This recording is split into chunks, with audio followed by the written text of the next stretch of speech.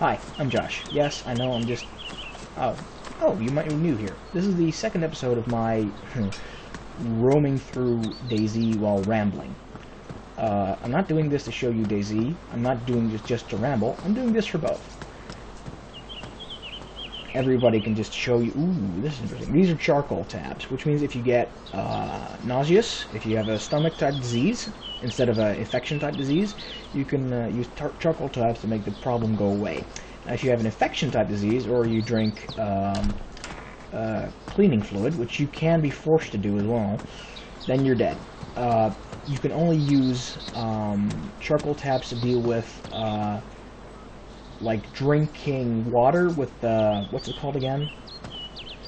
Water which gives you the runs, let me just say. And if you don't have charcoal tabs on hand for that, you're pretty screwed. Oh, another heat back. That might be very good. I'm actually gonna do as I said and give up the SKS bayonet. Now, veterans might see that. I can also give up the improvised knife instead, but that's really small. That's the smallest knife you can possibly get. So I'm just gonna keep that. There's also a thermometer here. Getting overheated and undercooled is important, but you can, from the messages and the stat symbols on the screen, you can keep track of things pretty well. I'm also hungry, perpetually hungry, so I'm still looking for food and maybe a gun. Either of these things would be, both of these things would be very important before I go to the prison area to find myself a proper military-grade weapon. Now, the prison area is very interesting because it doesn't have old Soviet-era high-grade military weapons. It has police weapons, which includes the AK-74 variants, including a submachine gun variant, which you can put in your vest or in your backpack, or submachine guns. Yeah, basically submachine guns and one variant of the AK rifle, which are not as powerful in any way, and just as controllable, actually, as the other AK. So they're not, like, the best, but they're more than good enough to kill somebody, or a lot of zombies or people, from basically any range. Okay, what do we got? We got my SKS bayonet over there. Chance of me finding an SKS are close to nil. Police stations don't spawn long arms, just pistols. What else? I can check the back rooms of the hospital. But yeah, my intent in this is not for anything professional, just to ramble and enjoy myself a little bit. If you want to play with me and maybe, you know, contribute to this recording, make it a bit more comedic, I don't know, you can do that. Just talk to me. If you find this somehow, wouldn't know how, but yeah. I'm enjoying myself, so I'm doing this. Mote in God's Eye. That was apparently a novel. I didn't read it, but I did read the summary, and I could summarize it to you as well, at least the first half of it. What's this? Worn Blue Press Vest, and this is a damaged blue press vest, so I'm going to have to automatically assume that the worn blue press vest is better. And it is. Now here's the thing, I took off my first aid kit, which means I lost my hotkey to bandages. Now bandages are obviously very important. 1, 2, 3, 4, 5, 6, exactly. I use my hotkey 6 for bandages. Bandages are used to patch up wounds. Now when a zombie scratches you, you get wounded. When a player shoots you, you get wounded. Now this is a pristine first aid kit, which is obviously better than my other first aid kit. So I'm going to switch it out. I'm also going to have to, you know, 2, 3, 4, 5, 6. I'm also slowly warming up. That might mean I'm slowly overheating, but it probably means I'm just slowly coming back from being undercooled. I remember starting out undercooled as well. Whatever. There's one more room I want to check. Or is it one more? One more room I want to check. Okay. That novel, Mote in God's Eye, made in the 70s. There's a human crew who finds an alien in a spaceship. He has 2 arms on one side of his body and one giant-ass arm on the other side. So they go and investigate. This alien's dead, and his spaceship's really weird. Like, all sorts of different pieces of technology, which are cobbled together very haphazardly. It's like the spaceship, the spaceship, flown by this strange creature known as a Motie, has been cobbled together from pieces salvaged from other spaceships and trucks and ships, which have in turn also been cobbled together from older vessels, which have in turn also been cobbled together from older vessels ad infinitum. The objects show an incredible deal of wear and tear, which is extremely strange. So they track the homeworld of this creature, and it's this first alien humanity's ever encountered, and it's a strange spaceship back to its homeworld. Now, its homeworld is through a wormhole, and the only place you can get from the wormhole, or was it a nebula? I think it was a wormhole. Yeah. Anyway, there's a choke point, and the only way in and out of that choke point is with some really heavily reinforced shields. The human expedition almost got destroyed, but they made it, and they find a single world. A single world home to the Moties, where they've been trapped for generations and generations and generations, and etc., because they couldn't cross God's eye. They couldn't enter into the galaxy at large because of the wormhole. And now the problem becomes, they've uncorked this civilization, which they knew very little about. The civilization which they should know a whole bunch of things about. The civilization which can't control its breeding. The civilization which can't stop. They've tried everything, but every few years their civilization grows to such an extent that wars break out over famine, and they destroy themselves, and they build back up again. Now, that's a big part of the plot. But of course, the humans discovering that and figuring out rational solutions and seeing that they've all been tried before by the Moties, that's a very interesting read. Now, that's a bit hypocritical of me because I haven't read it myself, which brings me to my next point. TvTropes, which is my absolute favorite site in the whole wide world. Yes, that's true. I did a little check. No, nothing is quite as magnificent as TvTropes. Now, TvTropes is a website which essentially is a wiki of all media. That says TV, but that's where they started out. Started out with Buffy, of all things.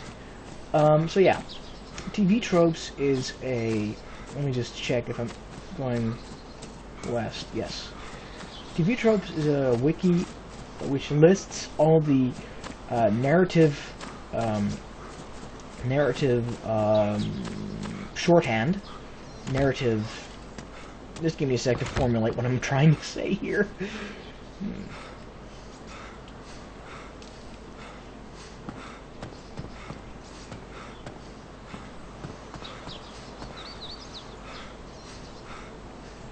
A wiki which formulates all the tropes of every fictional work they can get their hands on, enthusiastically, and a bit informally, but that's not a bad thing. Now, tropes are like cliches. Like, you know, The Butler did it. That's a cliche, but it's also a trope. Now, cliches are like tropes you know are coming, and are boring and not fun, because you know they're coming, and it's already been done 1,000 times. Tropes are like that. Sometimes, though, you don't know they're coming. Some tropes are very unknown. Some tropes are very well-known, but you don't realize it. You only realize that stories are built out of building blocks, everything being a cliche, only I'm not using the word cliche in a derogatory means. No. You can still enjoy a dish when you know all the ingredients it's made out of. And that's what TvTropes teaches you to do. It doesn't teach you how to be a chef, no, it doesn't teach you how to write, but it does teach you how to be a chemist, to recognize all the ingredients and to enjoy them for what they are and how they are put together. Now, it does completely warp your mind regarding how stories are told. It literally changes your perspective on all fiction forever. It can also be a bit addictive until you've absorbed every last bit of the wiki's information, basically every fictional story you could have ever thought about, every last one of the major classics, and until you've read every last one of their pages rigorously and remembered most of it, it is so addictive it'll never let you go.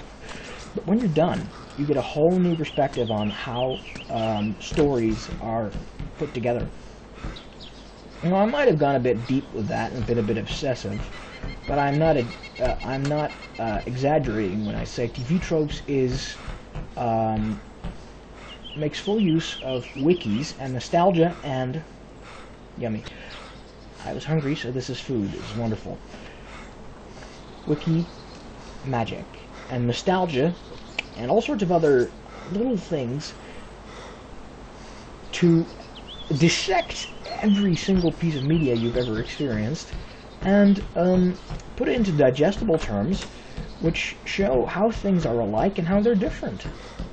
That's like a bird's eye perspective on fiction, which is magical and wonderful, and you should experience it once in your life, definitely.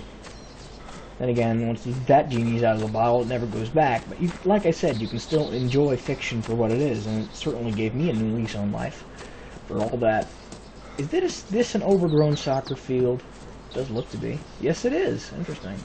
I didn't know that. See, one of those new experiences, and going to TvTropes makes you do that over and over and over again. All sorts of new experiences. Like I said, you better do it on a vacation because you're going to go for one hell of a wiki walk every time you go there. But it's pretty wonderful. So yeah, my plan, as I've already iterated, is to get my hands on some decent food, and I'm still hungry, which is a bit disturbing. Right, I'm stuck in one of the suburbs right now, so, but there's still zombies about, so I might want to start running more quickly, more fast. That's a hell of a misnomer. I think I've said all I wanted to say about stories and about cyberbullying and that kind of bullshit. I say bullshit in a derogatory sense, not in a demeaning sense. I mean, it's still a very important thing, but it's still something extremely despicable. So I'm going to despise it. I'm not going to demean it, pretend it's nothing. See, when you hear bullying, it has the letter Y in it, just to start. Now, the letter Y tends to shrink everything it's in. Baby, cookie, kitty. Basically, it's a way to make things sound less harsh, and usually they are less harsh. But bullying is such a soft word to describe what is essentially abuse. Now, abuse is, when you hear the word abuse, I don't know about you, but for me, yes, I found something else to bitch about while I walk. DayZ is a game about walking. I'm a talkative person. Peanut butter, meat, chocolate chips. Well, usually the trope is peanut butter and jelly, but with all due respect, peanut butter and chocolate chips, they taste a lot better. Yeah. So yeah. The problem with using the word bullying when it's just abuse is, when you hear abuse, you see the image of a man beating his wife. At least I do. That's abuse. But abuse can be a lot more incisive and a lot more subtle, and it can also be on a scale which makes it completely impractical and also completely pointless to try and intercede. If Johnny and Timmy completely hate each other in class and bitch at each other back and forth, back and forth, back and forth, is that abuse? Well, it may be in some context and some definitions, especially if Timmy is the one that always gets the short end of the stick. But it's not something actionable. It really isn't something we can or should react to. A man beating his wife, or hell, a wife stabbing her man in places where he will heal, shallowly, often, that is something we should act on. That is something we should stand for. Because that does lasting damage. Now, problem is, there's a hell of a lot of bullying going on in this world. And a lot of it is rite of passage. A lot of it is showing people who don't know how to act socially that they really need to clean up their act. People who don't know how to be nice, that they need to be nice. People who don't know about tact, to learn tact. Now, this isn't a nice way of teaching people. This is a horrific, mean, and downright dark and evil way of teaching people, but it's inherent in our nature. We exclude that which is different. That's not going to change, because that's, to use an old sci-fi chestnut, that's one of humanity's things that make it humanity. That's essential to the human experience. Bullying will be there forever. So, that's interesting, that's sad, but that's just one of the facts of life. The problem is, bullying is something different from abuse.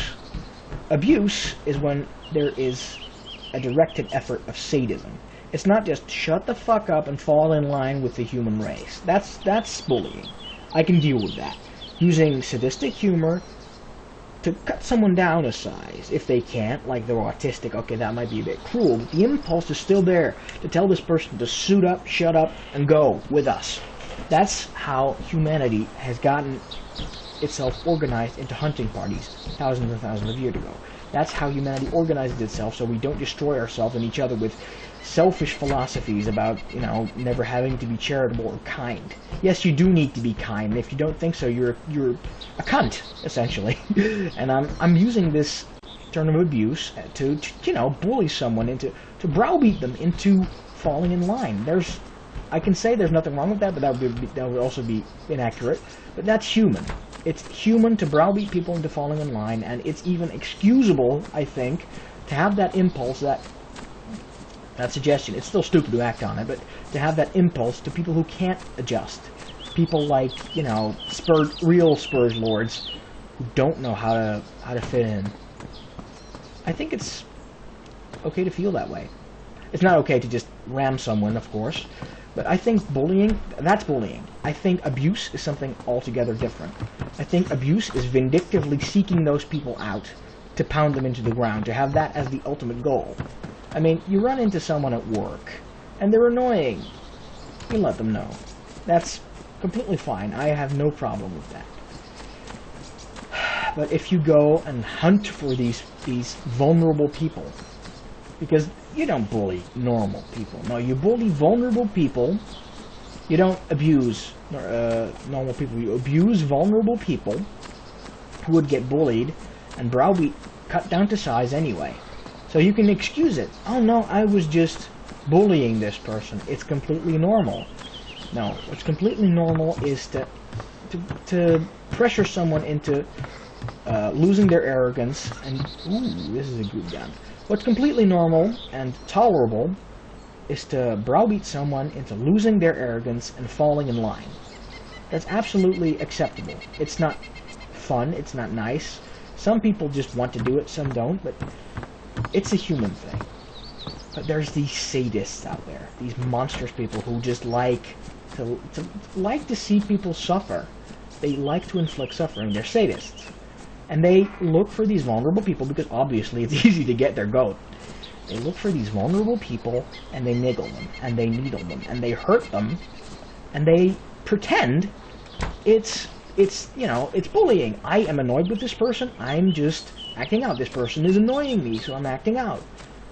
In fact, that's not entirely true. In fact, they get off on hurting this person, and even if their victim runs away from them and leaves them alone. Now, a normal person would say, okay, that's that. This person quit their job. They're not with me anymore. I am happy. Now, the abuser variant of the bully, they go after their victim. They chase them down to destroy them. That's the difference between a soft-spoken sadist and someone who just wants some goddamn peace and quiet from all the freaks. Like I said, that second sentiment is very often confused with sadism.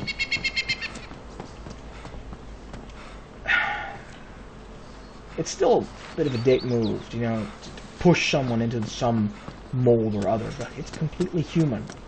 And in the end, when it comes right down to it, that is not something I want to go to war against, like the United States government. No.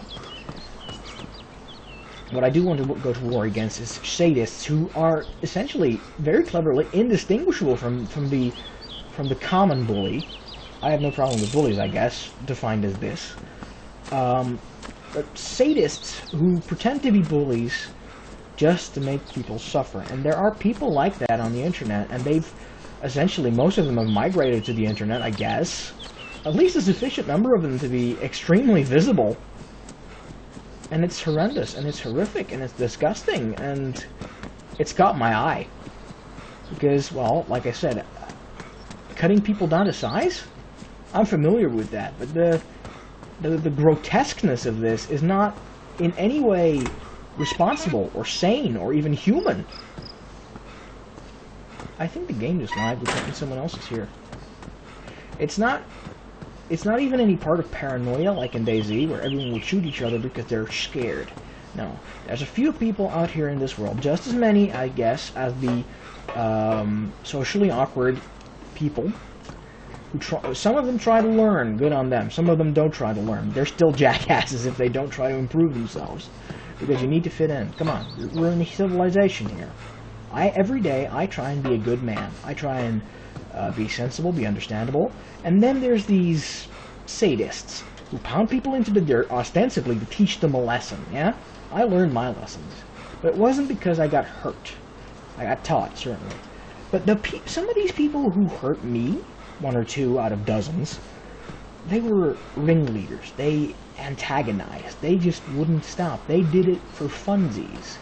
Now I see that magnified 1,000 times up to dangerous, lethal levels in the games I play. And also, well, this could be a bit sensationalized, obviously, but also in the media of the games I play. The media is abuzz with abuse, abuse, abuse, abuse. Some of them get it. Some of them use it as clickbait, and some of them, most of them, are both. There's a lot of misunderstanding and frustration in gaming, obviously. It's a hobby, and people get to be forthright and honest to each other because of anonymity, the magic of anonymity. So people bear themselves. They do not show restraint because they don't need to. That causes a bit of frustration, because groups of like-minded people with the same delusional grievances, they find each other, and they can act bigoted to single individuals who get caught out. But in these groups of bigots, misguided souls, there's always one or two who steer them. There's always one or two ringleaders, which is a word which has made itself a part of the English language in most languages in the world because they are real, they exist. Ringleaders. Evil, evil little jackasses who use these normal urges to fit people into the group as cudgels for their own sadism. Now these people are cult leaders who twist Holy Scripture for their own sadistic amusement and a bit of profit on the side. These people are quite literally torturers, sadists, who've taken that part numerous times throughout history. But these people, ironically, are just the kind of people who need to be beaten into shape. If anyone should be bullied, if anyone should be browbeat into joining up with sensible, normal humanity and not being a bunch of self-righteous jackasses, it should be the ringleaders. The guys whispering, hit him, hit him. If you're so annoyed, just hit him. And laughing.